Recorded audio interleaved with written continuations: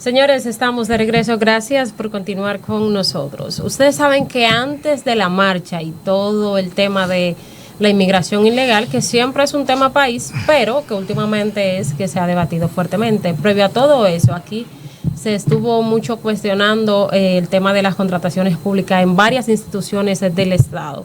Ese es otro tema que es muy interesante porque los funcionarios deben rendir cuenta de cómo administran la cosa pública y cómo se llevan esos procesos de licitación y todo eso a cabo. Pero para hablar de ese tema, como yo no soy experta, tenemos a una que sí lo es aquí, Stephanie Rosario, a quien le damos la bienvenida a Ecotendencia. Buenas tardes, bienvenida. Muchas gracias por la invitación a este programa y poder compartir con todos sobre este tema, como tú dices, un poquito complejo. Stephanie, cuando hablamos aquí en el país, lamentablemente, cuando se habla de procesos de licitación, inmediatamente le llega a la mente al dominio a los ciudadanos de la palabra irregularidad, porque la credibilidad de estos procesos está bastante quebrantada. ¿Cuál es, a su juicio, cuáles desafíos enfrenta la Dirección General de Contrataciones Públicas? Mira, lo primero es que, como hasta la misma Biblia dice, mi pueblo perece porque le falta conocimiento. Muchas veces los mismos medios deben colaborar más con el tema de la información y no la desinformación. Ahora en este tiempo que estamos viviendo la posverdad, y no es un tema de tu querer cubrir o no cubrir algo, sino el tener el título. Y por tener el título yo no investigo bien, yo no veo bien. Y lo que hago es que entorpezco o aumento la falta de credibilidad o de confianza que tenga el pueblo para un proceso X. La contratación pública, señores, es lo mejor que hay. Cuando digo que es lo mejor que hay, también es porque es lo más necesario. Sin contrataciones públicas aquí no tuviéramos en este país absolutamente nada. Porque las contrataciones públicas son el último eslabón dentro de un ciclo de políticas públicas. Una política pública es aquel eje en el cual algún gobierno o alguna institución pública X decide, mira, para fomentar o para mejorar el sector salud, necesitamos, entre otras cosas, construir hospitales o equiparlos. ¿Y cómo se hace eso? A través de contrataciones públicas. Entonces, no podemos seguir fomentando la satanización de estas, sino al conocimiento de la sociedad para que estos sean fiscalizadores conscientes. Y ahí es donde entra en el rol de la Dirección General de Contrataciones Públicas, de que está haciendo tal vez su mayor esfuerzo, aunque hace falta mucho más, pero también es un tema de la sociedad, de que, porque la Dirección General de Compra tiene tres funciones complicadas, porque número uno, tiene que estar del lado del proveedor para el tema de los registros de proveedores del Estado, y para la educación y para el fomento, incentivar al ciudadano, a la empresa, a que le venda al Estado. Pero por otro lado, yo soy también el que dirijo las políticas de contrataciones públicas, las reglas, los lineamientos, la norma. Pero también estoy del lado del Estado cuando necesita ayuda. Pero por otro lado, también soy el que tiene que dirimir cualquier litis a nivel administrativo que hay entre un proveedor y entre una institución. Por eso es que no tenemos claro los roles que tiene cada quien, o sea, la ciudadanía, me refiero, porque el que está envuelto en esto sabe cuál es la función que tiene cada quien, pero necesitamos más información de parte de la ciudadanía. Nosotros desde Forlex fomentamos mucho, Forlex es nuestra firma consultora, fomentamos mucho el que le vendan al Estado. Nosotros asesoramos a empresas privadas a que le vendan al Estado. Y la primera cosa que siempre me llega es, licenciada, está todo amarrado. Licenciada, yo no quiero vender al Estado, porque es que siempre hay que tener una cuña, y no es así. O sea, nuestros clientes son fe y testimonio de que tú no tienes por qué para hacerlo.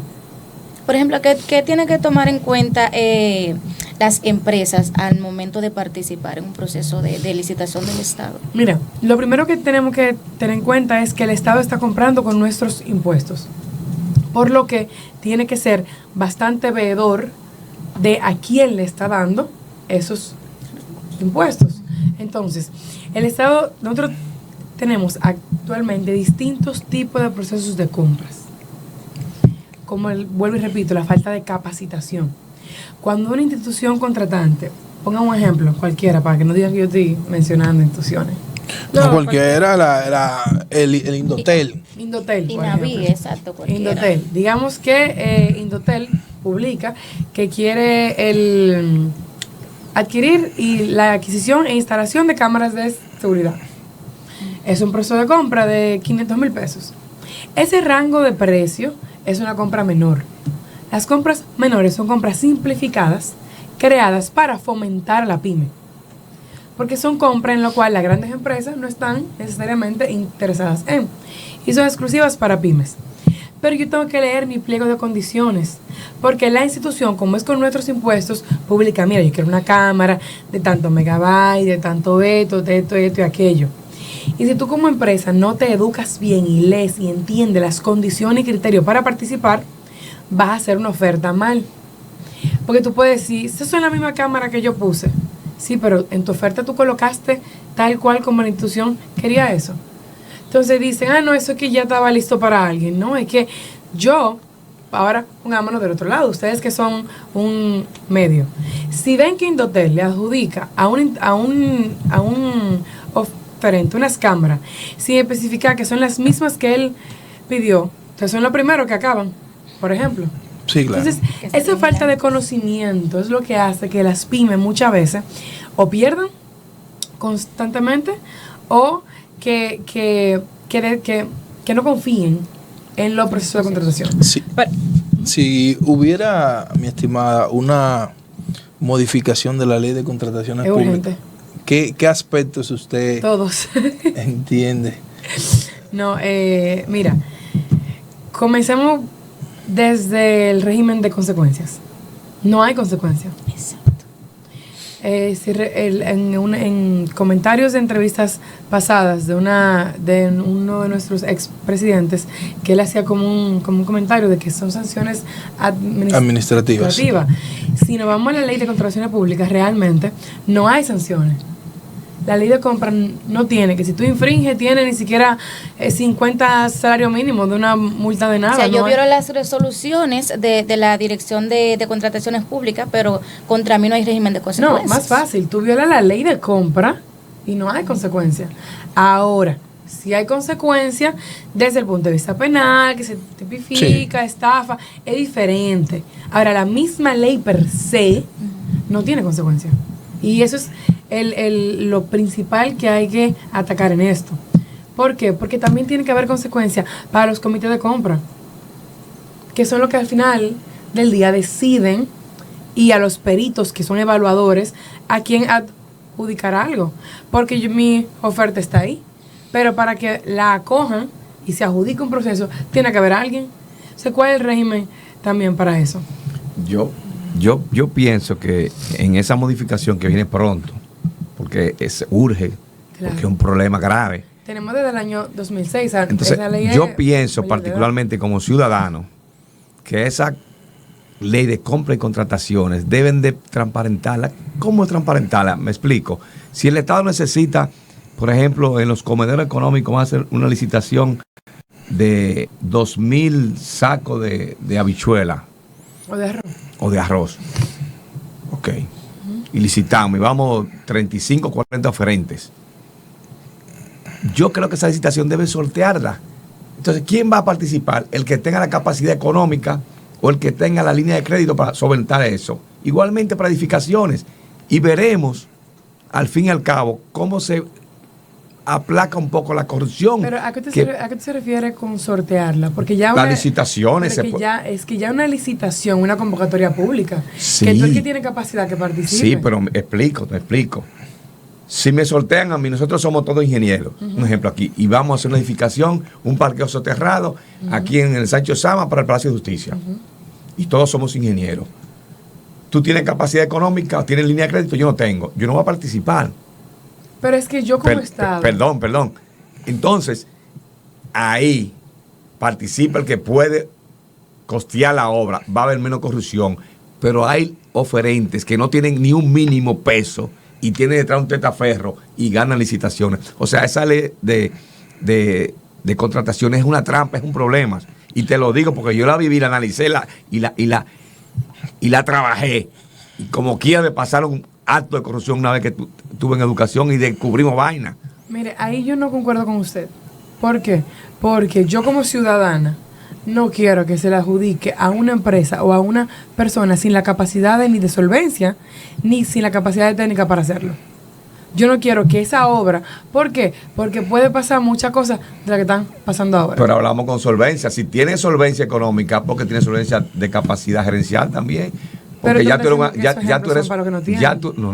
ya tú eres, por ejemplo, un ingeniero que ha hecho varias obras, tiene una cartera económica. Entonces tú participas en eso.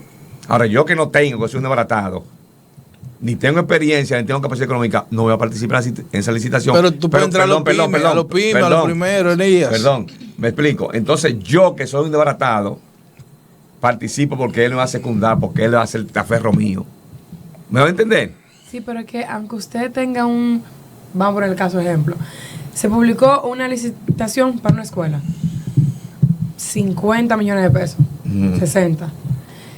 Hay incluso índices de solvencia económica que deben cumplir los estados financieros, que si no se tienen, tú no puedes participar. Entonces, no estoy entendiendo el ejemplo. Porque si, por más que tenga un testaferro, como usted dice atrás, si aunque sea en papeles, mi empresa no cumple, yo no entro. Tú no entras particularmente, pero aquí hay empresas que tienen 30 y 40 compañías constructoras y tienen la misma línea de crédito y tienen diferentes nombres, constituida a vapor, en carpeta, y participa. Y por eso ustedes escuchan mayormente que siempre ganan una sola. Por ejemplo, ahora tenemos un escándalo ahí, 27 contrataciones en Inavía, una sola empresa.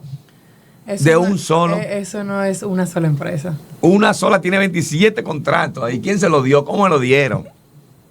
Esa ley requiere modificaciones, severa transparencia.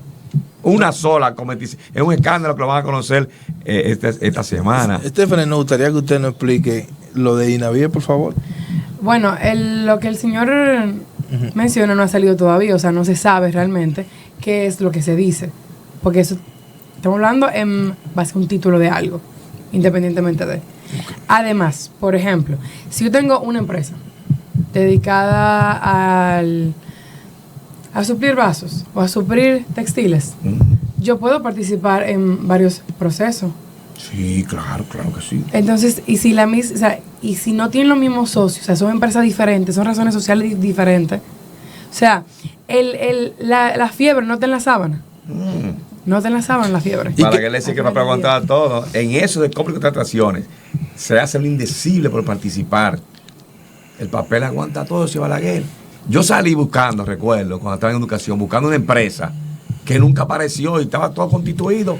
Y fuimos al lugar de los hechos y había otro tipo de empresa y ganaba licitaciones en educación mucho. Pues entonces y nunca apareció. Ahí es donde tenemos que ver el tema de fortalecer lo que es la debida diligencia. Es dura ese problema. Porque, y ahí volvemos a lo mismo, el régimen de consecuencias. Hipotéticamente, digamos que se le adjudicó, en ese caso que usted dice, a una empresa que no está en ningún sitio, que en papel sí está en un sitio, ¿verdad?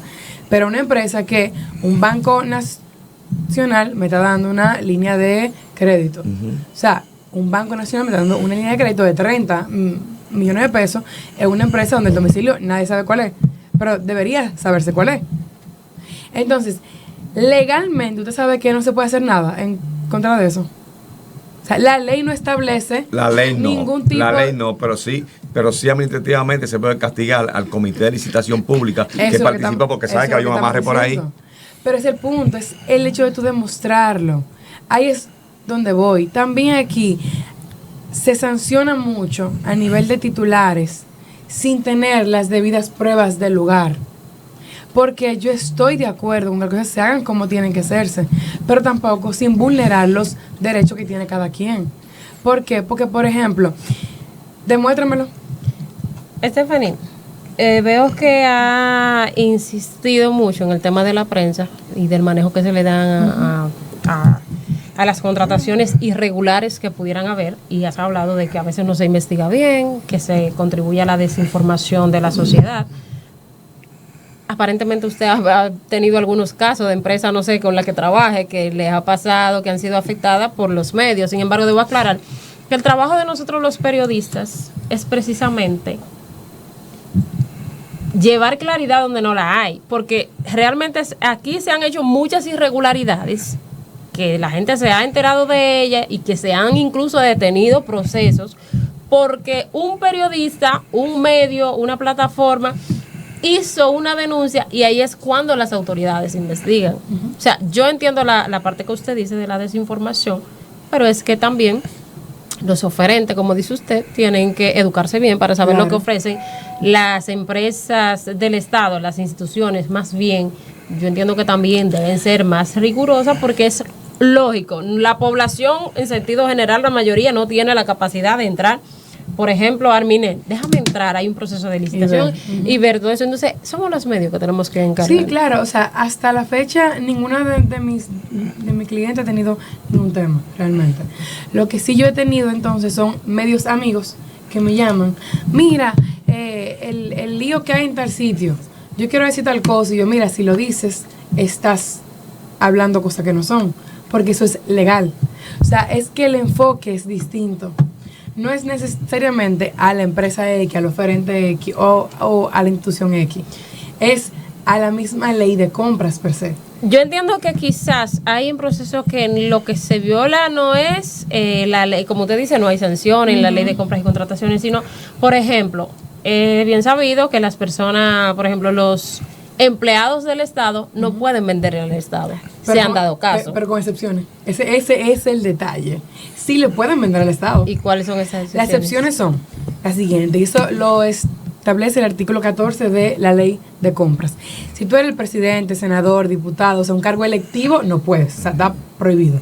Ahora, si tú estás en uno de los primeros 3 rangos jerárquicos en una institución, le hacen ministro, viceministro y director, o director, encargado de director, tú no puedes en esa institución. Pero tú puedes, exactamente, es lo que te digo. O sea, el problema no es las personas en sí. Ahora, por un hecho moral, la gente no lo hace, pero legalmente puede. Entonces, por ejemplo, el año pasado hay, por ejemplo, profesoras de un campo, de un batey por la Romana, que quieren tener su empresa de que están haciendo protoquímicos, quieren vender cloro, detergente. Sí. No a las escuelas, a otros. Ellos, aún sin ellas, por educación, por ética, como tú quieras decirle, no le venden a las escuelas, sino a otras instituciones, que a un centro que está en un sitio de atención a lo que sea, fuera de. Y se lo quieren prohibir. Y la finalidad de tú tener esas prohibiciones es que esas personas no tengan injerencia en una decisión en el proceso de compra. ¿Qué injerencia va a tener una profesora de allá, de un batey, en una licitación grande? O sea, y la ley se lo permite. Entonces, en los medios, no, que no se le puede vender al Estado, lo que trabajan. Espérate, hay algunos que sí. O sea, es lo que te digo, esa desinformación de que se repiten las cosas o de que me llaman, no, mire Stephanie, que tenemos un caso, porque, ¿qué ejemplo te pongo? Ese mismo tema, de que hay, por ejemplo, personas en los mismos pueblos, aquí, por ejemplo, casi todo el dominicano que tiene una SRL pone a un familiar suyo, o sea, su mamá, su papá, alguien, con el 1%, o sea, la práctica, dando de la práctica. ¿Y qué sabe esa pobre doña, que es profesora, que su hijo está licitando en algo? ¿Y qué injerencia tiene que si su mamá tiene un 1% de las acciones y es una profesora X? Ojo, estoy de acuerdo contigo cuando son personas que tienen sí niveles que pueden inferir en ese proceso.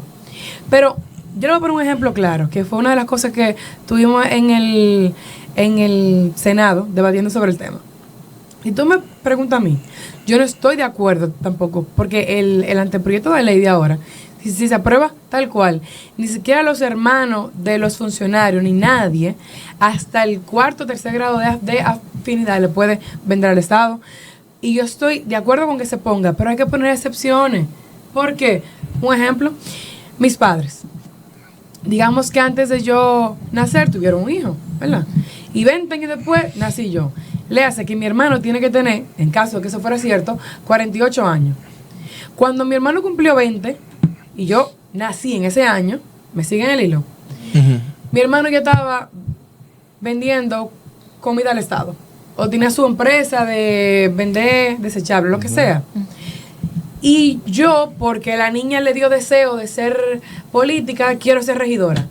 Y soy electa. Mi hermano que tiene 48 años con su empresa, vendiendo al Estado, tiene que ahora dedicarse a qué? Porque yo sea regidora. O sea, eso es injusto, señores.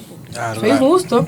Incluso tuve un caso en Asua en el que un regidor, él se casó con su esposa hacía un año antes de él ser regidor. O sea, son gente divorciada que decidieron, ¿verdad? Se enamoraron. Perfecto. La señora, su esposa actual, tenía ya 6 años siendo proveedora al Estado con sus cocinas. Y él, siendo político, se casaron porque que vive el amor. A él, a su esposa le prohibieron del Estado. ¿Y qué usted propone? ¿Tú sabes qué él hizo? Renunció a la Renunció. regiduría porque, Pero- o sea, para la pareja es más rentable el negocio de su esposa, que tiene años en eso, Sí, que una claro. regiduría en Azua lo que paga son 30,000 pesos. 30,000. Pero que usted propone en ese aspecto, porque aunque se den esos casos de excepciones como usted, esos ejemplos que usted ha planteado son bastante claros, pero sí sabemos muy bien que aquí la política Claro. es usada para influir. Claro. O sea, entonces, ¿qué usted propone? Que si mi esposa tiene su registro de proveedor del Estado desde hace 3 años antes de yo ser electo, no me la pueden quitar. O sea, que se establezca, pero con condiciones, ¿no? Claro, prohíbelo, a excepción de si la persona tiene más de 3 años antes del cargo o más de 4 años, pónganle 4, como los periodos aquí de elecciones son 4, pónganle 4. 4 años antes de cualquiera de las parejas o del cónyuge o de la afinidad se parte del Estado. Porque tú estás vulnerando derecho a cambio de qué. Claro, entendemos por qué que se está haciendo ahora, ¿verdad? Porque hemos tenido casos. Pero si me registro de proveedor del Estado con ese socio, además, señores, así, si realmente queremos poner régimen, pongamos régimen. Aquí la prohibición, cuando tú falsificas de tú ser proveedor del Estado, quien se inhabilita es la empresa, no los socios. Yo abro otra y ya. Sí. O sea, Es si una queremos poner realmente- régimen, vamos a poner régimen de verdad. Que la- Por eso yo le decía que la fiebre no está en la sábana. A veces sí. Stephanie, En estos casos no. ¿Qué dice la ley del oferente único? Porque hemos visto casos en los que X institución abre un proceso de licitación y de la noche, o sea, como que de inmediato, hay un solo proveedor que aparece y es el único que cumple con el pliego de condiciones y yo capita. Es el único. Si supiera que yo estaba debatiendo sobre eso por Twitter. Bueno, ahora se llama X, la plataforma. La ley contempla procesos de excepción. Esos de excepción son alrededor de 8. Algunos son de competencia, otros son selectivos. Los que son de competencia es que aunque se restringe, hay que competir. ¿Cuáles son esos? Por ejemplo, lo que son proveedores exclusivos. Y ahí te pienso por un ejemplo. Yo, el hospital X, tengo un tomógrafo. Para yo hacer el mantenimiento de ese tomógrafo o comprar los reactivos de ese tomógrafo, aquí solamente 3 empresas que traen esa marca, que son distribuidores autorizados de la marca de que yo tengo eso. Yo tengo que hacer una competencia entre esos 3. ¿Para qué voy a abrir un proceso de licitación pública nacional de 30 días, 45 días, cuando son solamente esas 3? Para eso fue que se hizo ese tipo de procesos. Otro caso, por ejemplo, es cuando esos procesos de excepción, yo tengo medicamentos de alto costo, tengo el laboratorio distribuidor que me dice a mí, mira, yo no le vendo al Estado, mis distribuidores oficiales son estos 2, y yo se lo pongo al mismo precio a ellos 2. ¿Qué yo hago? 100 medicamentos de esos, 50 a uno y 50 a otro, y se acabó, porque es que el medicamento que necesito, alto costo, es ese, y él me está diciendo que su distribuidor autorizado son esos 2. Ahora, malo es si yo se lo doy a uno, pero si se lo doy a esos 2, está bien. Ahora, con lo de proveedor único, es donde estamos teniendo tema. ¿Por qué? La ley establece, con proveedor único, es que más nadie que no sea esa persona puede proveer ese servicio. Y eso es muy subjetivo. Y ese era el debate que teníamos en las redes. Esa subjetividad depende de lo siguiente. Lo que tenemos, esa excepción, casi siempre son los abogados. Ustedes no han visto procesos que dicen que peor, P-E-O-R, que son esos procesos que son por obra científica o por expertise técnico. Y los abogado como un tema ya está de confianza, de que tengo que confiar en quien yo no puedo abrir públicamente y licitar, porque es un tema de confianza. Eso ya hasta el TCA y la Suprema Corte ha hablado del tema. Pero, ¿y mi estratega de comunicación? ¿Cómo son los medios ahora? ¿Y cómo se manejan crisis ahora? O sea, yo necesito que sea esa persona que es de mi confianza que haga eso. Sin embargo, no son permitidos. Y hay otros que tienen menos excepcionalidad que esos y los permiten. Entonces, no hay un lineamiento claro entre qué yo sí puedo hacer por excepción y qué no. Y esas son las cosas que se van a trabajar, una nueva ley. Eso es lo que se pretende trabajar. Sí, porque han declarado algunos funcionarios compra de sesiones sin pertenecer a sesiones. Es lo que te digo, porque las compras de excepción, por ejemplo, digamos que yo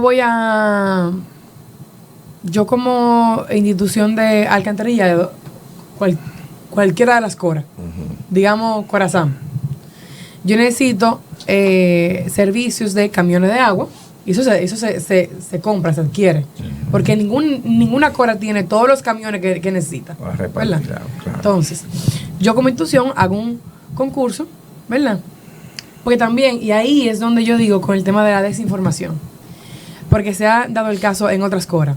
Yo publico un proceso que necesito 500 camiones de agua que me puedan hacer 200 viajes diarios. Eso son 10 millones de pesos, un ejemplo. Lo publiqué como licitación pública. No me participó nadie. ¿Sabes por qué?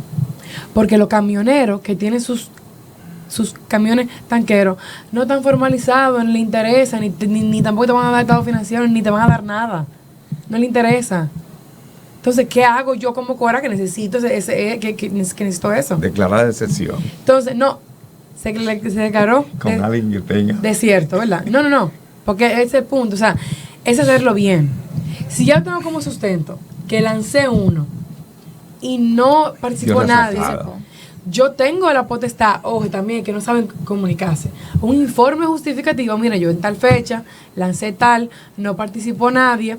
Ahora, el sindicato de asociación de camiones que está formalizado, que tiene estado financiero, que se encarga de poder subcontratar o por lo menos repartir, que los viajes, yo lo voy a contratar a ellos.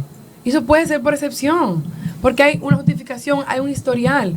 Pero la prensa solamente adjudicaron a la asociación 10 millones de pesos y ni siquiera se sientan a leer el informe justificativo. A eso que me refiero con el tema del conocimiento. Porque me llama, mira, que la Cora subió tal cosa. Yo, sí, pero ¿tú viste el informe? No, mira, el informe dice esto, ellos tienen potestad y razón para hacerlo. Porque se nos olvida que somos ciudadanos, que necesitamos ese servicio también. Mi estimada Stephanie, ¿qué pasa cuando por ejemplo, ellos van a licitar y fragmentan las licitaciones para poder que entren dentro del régimen que no tienen tanta burocracia? ¿Cómo se llama eso? Sí, eso es un tema que también tiene que verse en la nueva ley, se llama el fraccionamiento. El fraccionamiento es lo siguiente: existen distintos tipos de procesos de compras y cada uno de ellos es relativo al monto que es. Exacto. Por ejemplo, y todos los años en enero se publica en nuestro canal, tenemos mucha información sobre eso. Se publican los umbrales de compras, que son los que deciden de qué monto a qué monto va cada cosa.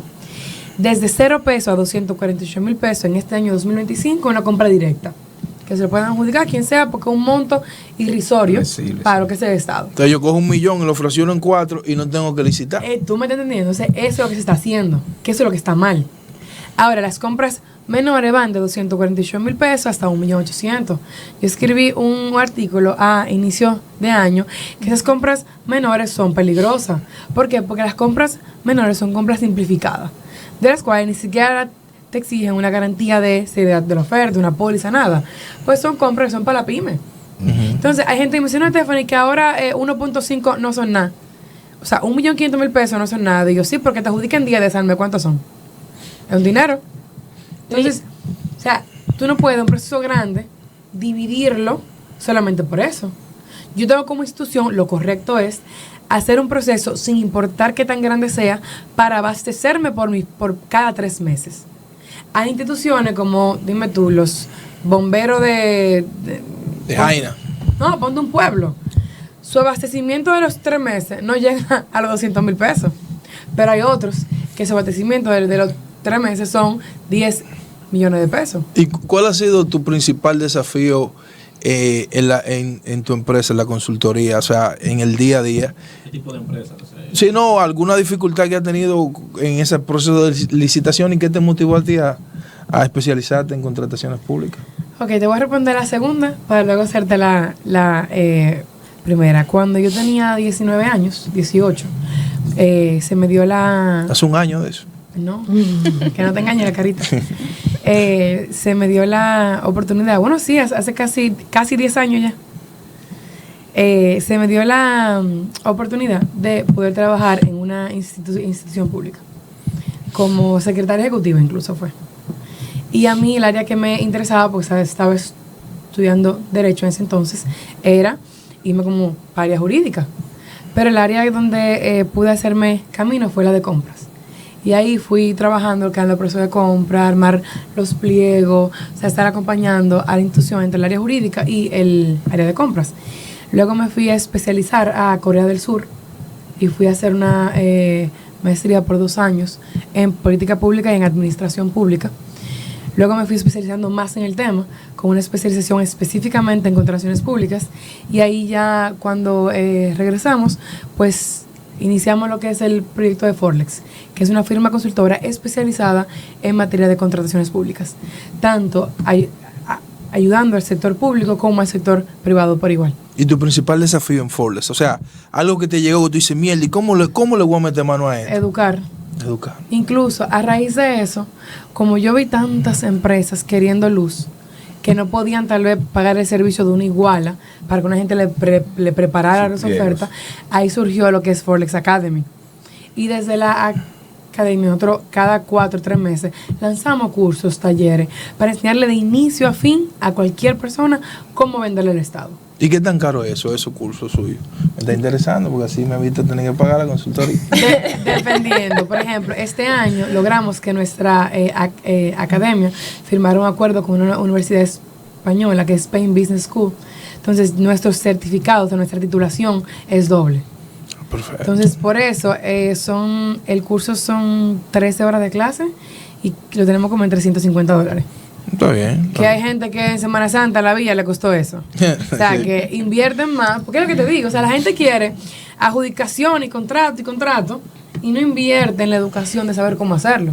Entonces es un tema. Vamos a concluir, pero antes de quisiera que me diga dónde, en qué tipo de empresas, si en la pequeña, en las pymes o en las grandes empresas se pueden dar más los procesos de irregularidad, porque has hablado de que las pequeñas, que son procesos simples, más en las grandes es diferente. E incluso, bueno, uno como periodista, como medio, realmente normalmente se ponen los ojos más en las grandes licitaciones. Claro. Esas son Y las ese es que el más error, se déjame pueden decirte. investigar. Es un error.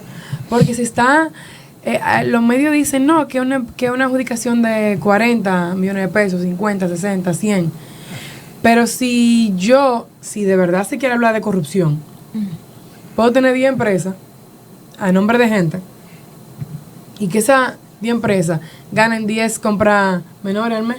¿Cuánto es? Eso es más de ahí. O sea, Se dan esos casos.